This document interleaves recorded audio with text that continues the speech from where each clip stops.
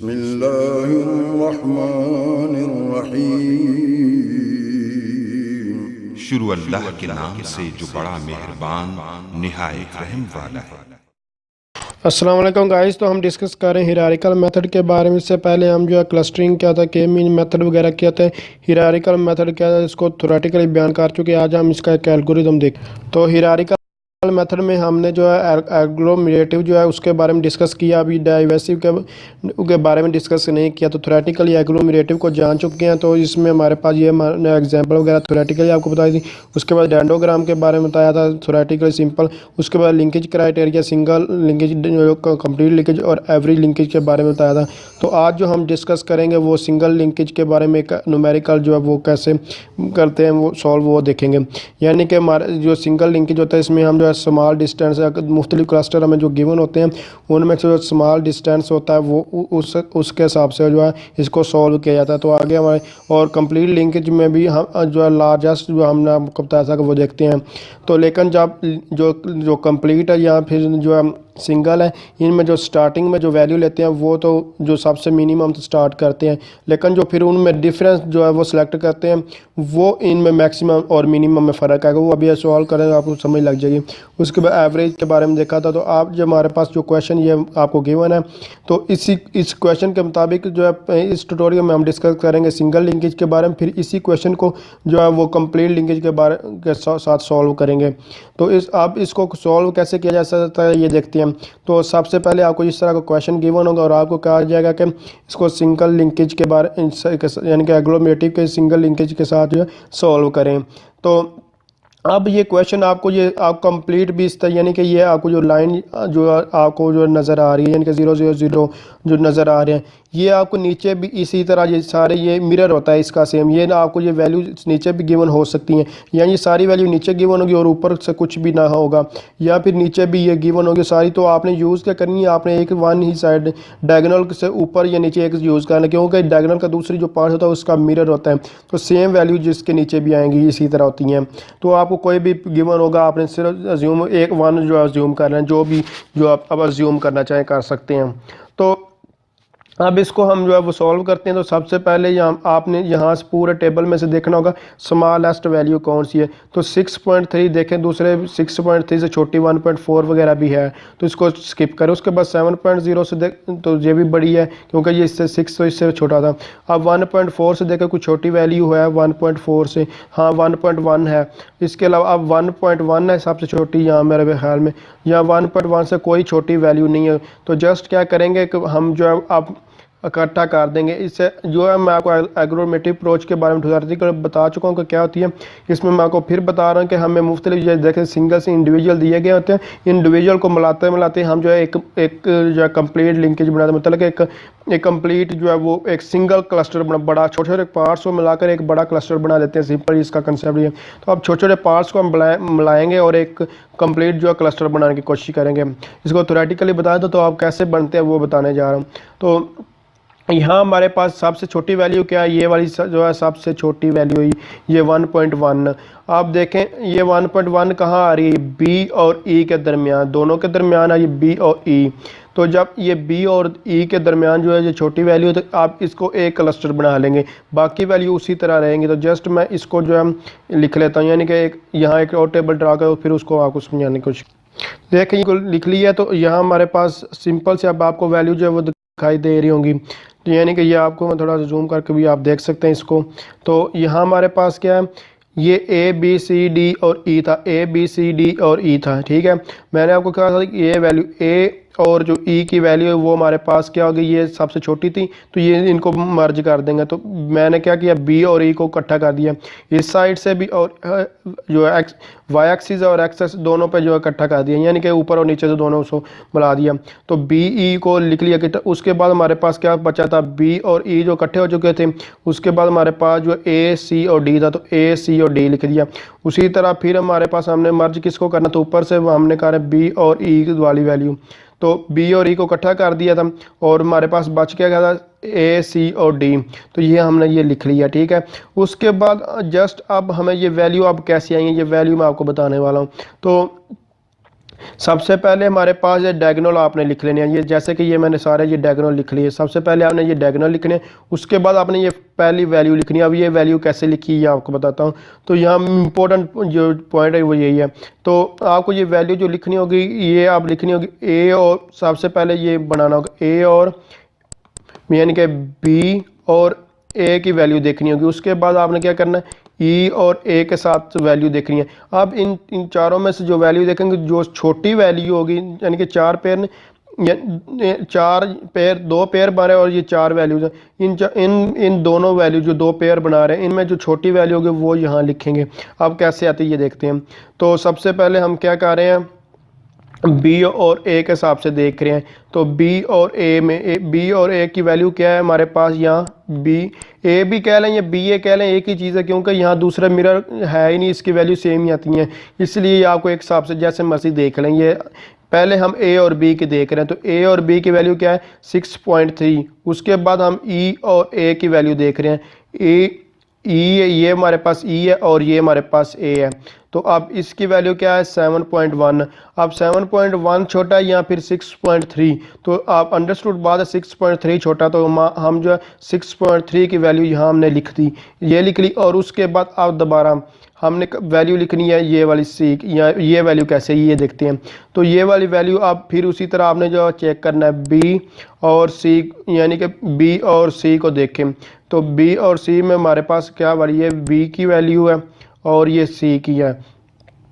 तो इसमें आप देख लेते हैं, यानी कि ये बी और सी में क्या है, 1.4 है, या 1.4 है। और उसके बाद ई और सी की वैल्यू क्या है ये देखते हैं। ई और सी की जो वैल्यू है वो हमारे पास 2.0 है। तो अब इन दोनों में कौन सी छोटी है, 1.4 छोटा है या फिर 2.0। तो आप 1.4 चूँकि छोटी वैल्यू है तो ये हमने 1.4 वाली यहाँ वैल्यू लिख दी। उसी तरह फिर हम जो अब डी वाली यानी इस पहले सी वाली लिख लेते हैं। तो ये हमारे पास सी और ए की वैल्यू वही आ जाएगी, यानी कि ये हमारे पास जो वैल्यू आई है, ये तो चूँकि ये उसी तरह वैल्यू थी ए और सी के, तो ये उसी तरह ही आ जाए, इसको चेंज करने की कोई ज़रूरत नहीं होगी। जस्ट इसको उसी तरह हम ए और सी कहाँ आ रहा है, ये हमारे पास ए है और ये सी है, तो इसकी वैल्यू ये वाली वैल्यू जो है ये वाली लिख दी। ये हमारे पास जो ये वैल्यू ये लिख दी। उसके बाद फिर हम इसी तरह चेक करेंगे, ये हमारे पास डी आ जाता है। तो अब हमारे पास यहाँ क्या था, बी और डी का देखें, बी और डी कहाँ हमारे पास आ रहा है, इसको देखें, 7.6 है यहाँ हमारे पास बी और डी का। और इसी तरह ई और डी की वैल्यू देख लें, और ई और डी की तो 7.6 छोटा है, यहाँ फिर हमारे पास ये डी और ई में, यानी कि ये पास 8.5 छोटा है। इन दोनों में कौन सा इस्तेमाल है, तो आपको पता चल रहा है कि ये हमारे पास 7.6 इस्तेमाल था, इसलिए ये वाली वैल्यू लिख दी। उसके बाद फिर हमने सिंपल वही ए और डी की, तो ए और डी की चूँकि सिंपल हमें पता है, तो ए और डी की वैल्यू वही लिख देंगे 1.4 ये वाली। और फिर हमने क्या सी और डी की वैल्यू लिखनी है। तो सी और डी की चूँकि वैल्यू को चेंज ही नहीं हमने की, तो उसी तरह सी और डी की जो वैल्यू है हमारे पास 8.2 है, तो ये वैल्यू हमने यहाँ लिख दी। जब आपने इतना इसको सॉल्व कर लेना, उसके बाद फिर आपने जो है वो स्मॉल वैल्यू देखनी होगी। तो अब इन सब में आप स्मॉल वैल्यू फिर चेक करें कौन सी आ रही है। तो इनमें 6.3 से छोटी कोई है, हाँ 1.4 है। अब 1.4 से कोई छोटी वैल्यू है, यहाँ से चेक करें। तो 1.4 से वैल्यू कोई भी छोटी नहीं है, बल्कि 1.4 इसके बराबर है। अब ये चूँकि दोनों वैल्यू सेम है, तो अब इनमें से कोई भी सिलेक्ट है। चूँकि ये हमारे पास 1.4 पहले आ रहा है, तो हम इसको सिलेक्ट कर लेते हैं। अब इसके मुताबिक इसको दोबारा ग्राफ कैसे बनेगा, ये टेबल कैसे बनेगा वो बना लेते हैं। तो आपके पास इस तरह का ग्राफ बना। अब ये ग्राफ कैसे बना मैं आपको बता चुका हूँ कि 1.4 आप सेलेक्ट कर लें, या फिर ये वाला 1.4 कोई भी कर सकता है। तो मैं ये आप ये ना समझे कि ये लाजमी यही करना, इसलिए मैंने ये वाला सेलेक्ट कर दिया, कोई भी कर सकते हैं। तो आप इसके मुताबिक मतलब कि कौन सा सिलेक्ट हुआ, ये 1.4 वाला। ए और डी का एक ग्रुप बन चुके हैं। तो अब ए और डी का हम ग्रुप बना, ए और डी का ये ग्रुप बन जाएगा, और बी और ई का पहले, और बाकी सी सिर्फ रह जाएगा। तो इस तरह लिख लिया, यानी कि ऊपर से हमारे पास बी ई आ गया। उसी तरह उसके बाद हमारे पास जो है ए और डी का ऊपर से ग्रुप बना दिया। तो ए और डी की चूँकि वैल्यू ये देखें, ये ए जो था और ये डी, मतलब कि इनकी वैल्यू जो है वो स्मॉल थी, इसलिए इसका ग्रुप बनाया गया। ए और डी का ये ग्रुप बना दिया, और सी हमारे पास उस तरह बचा। इसी तरह इस साइड पे भी हमने जो है बी ई और ए और डी का ग्रुप बना दिया और सी हमारे पास बच गया। अब फिर मैं आपको बता दूं कि सबसे पहले आपने इस डायगोनल को 0 0 लिखना है, मतलब कि देखिए ये इसकी वैल्यू जो डायगोनल होता है उसके बाद ये और ये डायगोनल की वैल्यू 0 होती है और इसके बाद सी और सी जो है इसकी वैल्यू 0 होती है, ये लिख लेनी है आपने। उसके बाद आपने ये वाली वैल्यू लिखनी है। अब ये वैल्यू कैसे आई वो आपको बताता हूँ। तो ये वैल्यू देखें हमारे पास बी ई और ए डी के हिसाब से आई है। तो सबसे पहले हम बी ई ए के हिसाब से चेक करेंगे, यानी बी ई और ए की वैल्यू चेक करें। तो बी और ई की वैल्यू क्या है 6.3। उसके बाद बी ई और डी की वैल्यू चेक करेंगे, यानी कि बी ई और ये जो डी है इसकी वैल्यू चेक करें। अब इन दोनों में किसकी वैल्यू स्मॉल है, 6.3 स्मॉल है या 7.6 है? तो सिंपल सी बात है 6.3 स्मॉल है, तो ये वैल्यू हमने जो है लिख दी है। उसके बाद हमें ये वैल्यू लिखनी होगी। अब ये वैल्यू जो है हमारे पास वो क्या है, बी ई और सी की वैल्यू है। तो बी ई सी तो ऑलरेडी हमें पता था, बी ई और सी की वैल्यू हमारे पास 1.4 है, ये गिवन है, ये हमने लिख दी। उसके बाद हमें जो है वैल्यू लिखनी होगी ए डी और हमारे पास आती है सी की वैल्यू। तो ये कैसे आई है, ये ए है और ये सी की, पहले ए और सी की देखिए। तो ए और सी के हमारे पास वैल्यू, ये ए सी है, इसकी वैल्यू हमारे पास आ रही है 7.1। इसी तरह फिर हमने चेक करनी है डी और सी की वैल्यू। तो अब हमारे पास डी और सी की वैल्यू क्या आ रही है, वो ये हमारे पास जो है वो सी है और ये हमारे पास डी है। तो इस सी और डी की वैल्यू यहाँ हमारे पास 8.2 आ रही है। तो अब इन दोनों में कौन सी स्मॉल है, तो वो 7.0 स्मॉल है, इसलिए 7.0 हमने यहाँ जो है वो लिख दी है। तो अब इसे चेक करेंगे कौन सी स्मॉल वैल्यू बची है, वो हमारे पास 1.4 है। तो अब 1.4 में हमारे पास कौन सा बनता है, ये हमारे पास सी और बी ई आता है। तो जस्ट हम जो है बी सी ई का एक क्लस्टर बना लेंगे और ए डी का क्लस्टर हमारे पास जो है बन जाएगा। तो इस तरह का आपके पास क्लस्टर बन जाएगा, ये आपको दिखाई दे रहा होगा।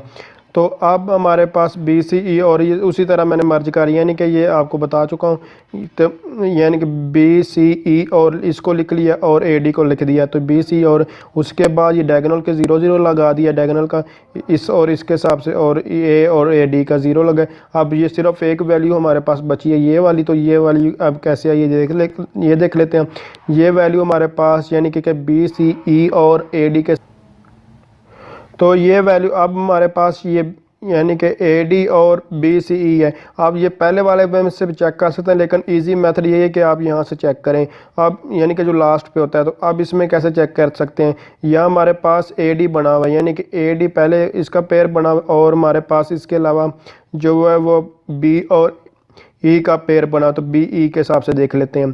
तो सबसे पहले ए डी और बी ई में क्या वैल्यू आ रही है, ए डी और बी ई, यानी कि इन दोनों में देख लेते हैं। तो ये हमारे पास 6 पॉइंट ये है।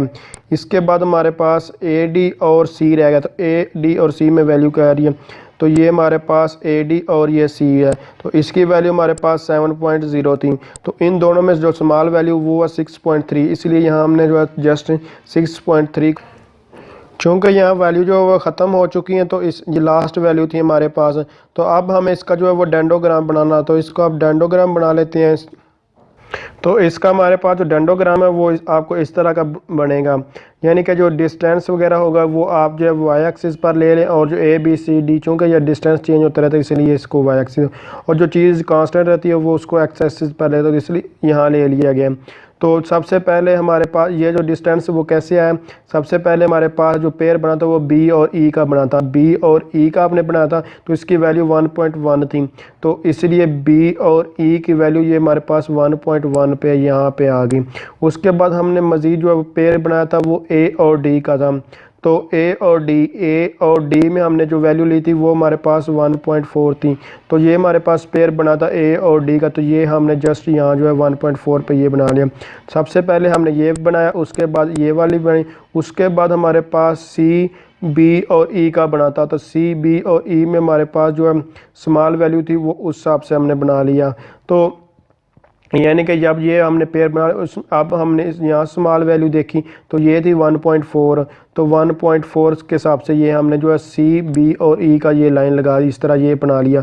उसके बाद हमारे पास जो लास्ट पे बचा था वो 6.3 था, और किन के दरमियान बचा था, बी सी ई और ए डी के दरमियान। तो ये हमारे पास ये तीनों थे, बी सी और ई, और AD, तो इनके दरमियान यानी कि ये ऊपर से ये लाइन इस तरह हमने जो है वो लगा दी है। ये जो C वाली आगे पीछे जिस तरह मर्जी बना, यहाँ फिर ये तो मैंने आपको एक नीट सा क्लीन बना कर दिया, बाकी आप इस तरह इसको रफ सा भी बना सकते हैं, यानी कि यहाँ से आपको समझ नहीं थी आनी, इसलिए मैंने यहाँ इस तरह ड्रा करके आपको नहीं दिखाया। फिर दिखा देता हूँ कि ये आप जो है C आगे पीछे जहाँ मर्जी, लेकिन ये पेड़ तो साथ साथ ही बनेंगे। ये सीक्वेंस चेंज हो सकती है, आगे पीछे आप इनको लिख सकते हैं। जैसे कि ये जो हमने वैल्यू लिखे 1 2 3 4 5 6 तक, यानी कि यहाँ हमारे पास 6.3 तक हाईएस्ट, इसीलिए 6.3 तक लिखिए। बाकी आप इसको आगे भी लिखना चाहें जितनी मर्जी यानी कि लिख सकते हैं, या 9 तक पहले ही लिखना चाहे तो लिख सकते हैं। मैंने इसके मुताबिक ये जो है आपको नज़र आ रही है, तो जस्ट आपने ये वैल्यू उसी तरह ये सारी होंगी, बाकी ये तो आप उस तरह बना लेंगे। मैं आपको बता देता हूँ कि सबसे पहले हमारे पास जो पेयर बना था वो हमारे पास जो है 1.1 पे बना था। जस्ट यहाँ हम 1 लिख देता हूँ, इस तरह भी आप बना 1.1, और किसके दरमियान बना था, ये हमारे पास B और E, तो जस्ट यहाँ आप पहले B लिखें और उसके बाद यहाँ E लिखें, और उसका साइज ये होगा 1.1 तक आएगा, ठीक है। उसके बाद हमारे पास पेयर क्या बना था, A और D का, तो यहाँ जस्ट हम A और D का भी आप इस तरह पेयर बना सकते हैं, लेकिन A और D का साइज़ देख लें कितना है हमारे पास।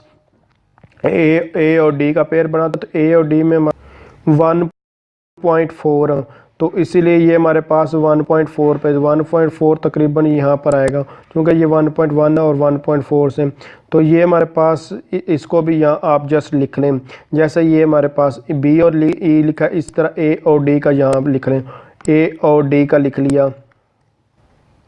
1.4 तक इसकी भी लाइन जो है वो लगा देंगे, ये हमारे पास यहाँ तक तकरीबन आएगी। उसके बाद हमारे पास क्या था, सी का बना था किसके साथ, B और E के साथ, तो C इस साइड पे लिख लें, इस साइड पे लिख लें, ये यहाँ जो आपका जो गलत नहीं होगा तो इस साइड पे आप भी लिख सकते हैं। तो जस्ट यहाँ ये भी 1.4 था, तो इस तरह इसकी लाइन लग गई। उसके बाद हमारे पास ये दोनों बचे थे, यानी कि ये और ये हमारे पास ऊपर 6 तक था, तो यहाँ जस्ट इस तरह ये हमारे पास बन जाता है। तो इस तरह आप बना लें, ये जिस तरह यहाँ आप इसको कंप्लीट कर सकते हैं। तो आपसे जो भी क्वेश्चन पूछा गया, यानी कि आपको कहा कि अगर डेंडोग्राम बनाए तो इस क्वेश्चन के मुताबिक सोल्व करेगा, तो आप यहाँ इस तरह डेंडोग्राम बना सकते हैं। आप इसके क्लस्टर भी बना सकते हैं, क्लस्टर में आपको लिख कर दिखा देता हूँ कि वो कैसे। बेसिकली ये हमारे पास क्लस्टर ही बने हैं, यानी कि BE का क्लस्टर बना था, उसके बाद AD का क्लस्टर बना था, फिर CBE का क्लस्टर बना था, और इसके बाद ये सब का, तो इन सारों को मर्ज किया गया, तो ये हमारे पास एक कंप्लीट क्लस्टर हमारे पास जो बना था वो ये वाला, इन दोनों को मिला दिया गया, ये वाला क्लस्टर हमारे पास एक कंप्लीट बन चुका है, जो कि आप ग्राफ के थ्रू भी नज़र आ रहा है कि ये एक ऊपर से जो आपको नज़र आ रहा है कंप्लीट सब को कर रहा है, इकट्ठा कर। अब उसी तरह जैसे ये हमने ग्राफ बनाया, इस तरह ये यहाँ भी आप जो है वो इसका क्लस्टर वगैरह जो है वो बना सकते हैं। तो क्लस्टर हमारे पास पहले क्या था, B और E का बना था, तो जस्ट यहाँ हम जो है वो B और E का यहाँ जो है वो 2 क्लस्टर बना देते हैं। तो B और E का जो हमारे पास यहाँ एक पेयर बन गया था, उसके बाद हमारे पास पेयर बना था A और D का, तो यहाँ हम A और D का भी बना लेते हैं। जस्ट हमारे पास यहाँ A और ये आप D का कह लें, ये A और D का। उसके बाद हमारे पास अकेला जो है वो C रह गया था, तो C का किसके बाद बना था, B C और E के, तो ये हमारे पास इस तरह का ये क्लस्टर बन चुका था। उसके बाद ये इन सब को जो है मर्ज, यानी कि ये B C और D और इनका बन गया। अब मैं आपको एक फाइनल सी यहाँ डायग्राम, तो फाइनली आपको इस तरह की जो है डायग्राम वो दिखाई देगी। तो ये आपको पता चल चुका अगर एल्गोमेरेटिव जो कैसे बनाया जाता है। पहले इसमें सिंपल जो थ्योरी में बताया था कि ये इस तरह का जो है डेंडोग्राम बनाया जाता है, यानी कि एल्गोमेरेटिव का मतलब कि छोटे छोटे पार्ट्स को इकट्ठा जो है मर्ज किया जाता है और एक सिंगल पार्ट्स यानी क्लस्टर बना दिया जाता है। छोटे छोटे क्लस्टर दिए होते हैं, हमें गिवन होते हैं, और हमें एक बड़ा क्लस्टर बना होता है। देख सकते हैं एक बड़ा क्लस्टर हमारे पास ये एक बन चुका है, छोटे छोटे पार्ट्स को यानी कि मुख्तलिफ क्लस्टर को मिलाकर। तो अगर आप समझते हैं ये वीडियो हेल्पफुल, इसको लाइक शेयर और कमेंट जरूर कीजिएगा। इसके अलावा हम नेक्स्ट ट्यूटोरियल में कंप्लीट लिंकेज के बारे में डिस्कस करेंगे, यही एग्जांपल लेंगे सिर्फ हम, मैं उसमें तो आपको यहाँ ये कंप्लीट हुआ आपको डिटेल के साथ बता चुका हूँ। तो नेक्स्ट ट्यूटोरियल में सिर्फ ओवरव्यू आपको मैं राइट करके दिखाऊंगा कि ये चीज़ें हैं, बाकी डिटेल के साथ वो नहीं बताऊंगा क्योंकि उसका मेथड वो सारा सेम होगा, थोड़ा सा चेंज है, तो वो मैं आपको दिखा दूंगा। यानी कि यहाँ जो हम स्मॉल वैल्यू ले रहे थे, जब अभी आपको वो अब करवाऊंगा तो आपको समझ लगे। तो थैंक्स फॉर वॉचिंग, अल्लाह हाफिज़।